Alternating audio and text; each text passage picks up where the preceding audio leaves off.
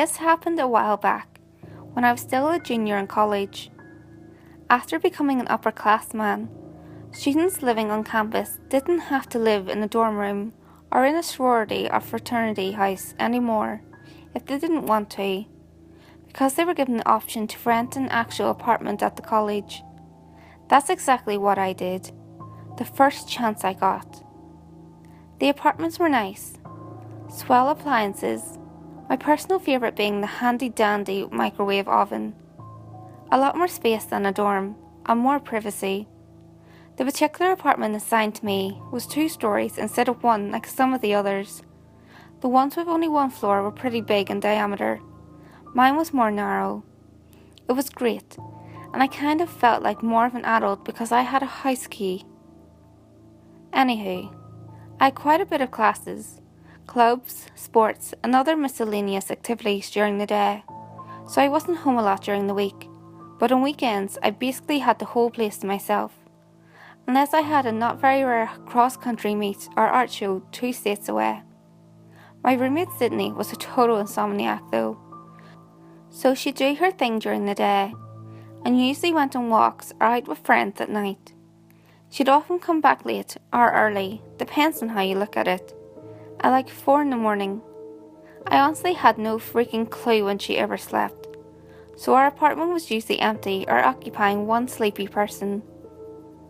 We got robbed a lot, like a lot, super often, probably twice a month. I complained a bunch to the administrators, but they couldn't really do anything, and in the back of my mind, I kind of knew that. The front door's lock wasn't broken, the windows had locks. The robberies just happened.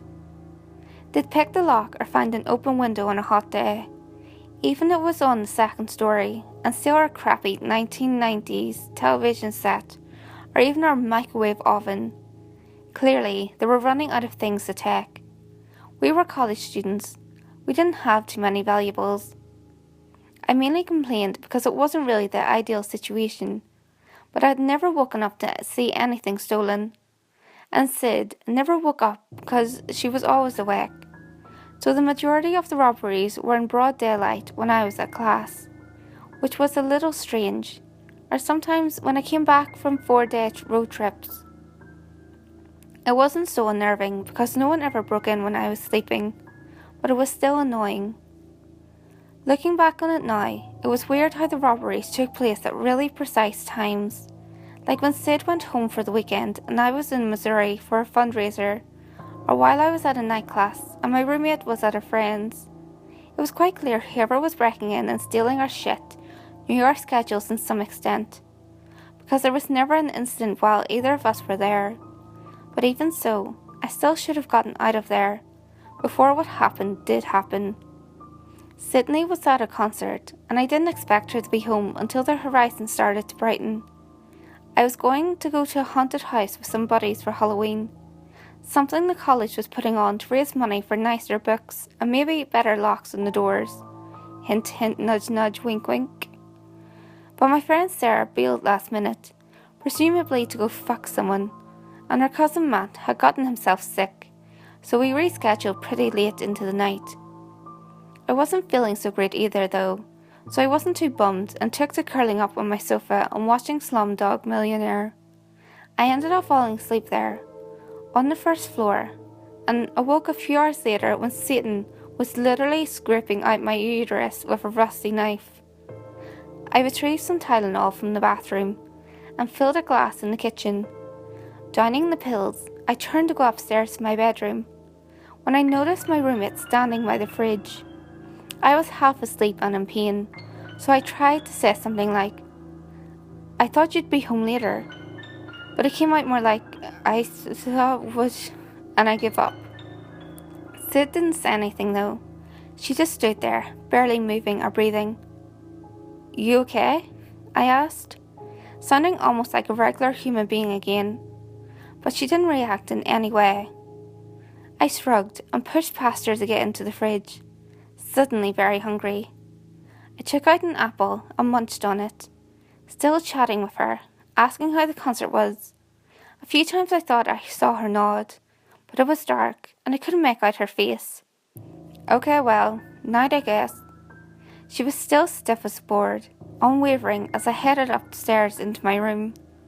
The next morning I woke up around noon because, why not, and grabbed a bowl of cereal.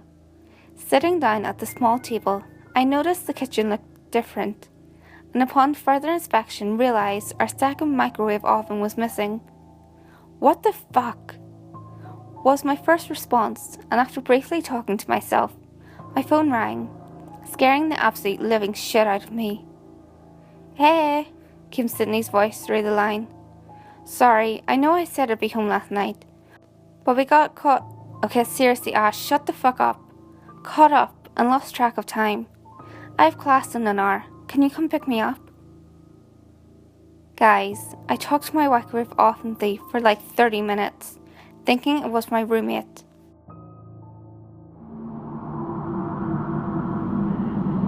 Hey guys, if you enjoyed this video, give it a thumbs up and share it with your friends. You can also leave a comment below.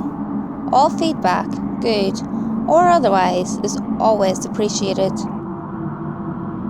If you have any creepy stories of your own, or have any topics that you would like me to cover, feel free to send them in via any of my social media. You can find all links to my social media in the description below. Until next time guys, make sure you lock your doors, stay safe, and I'll see you next video.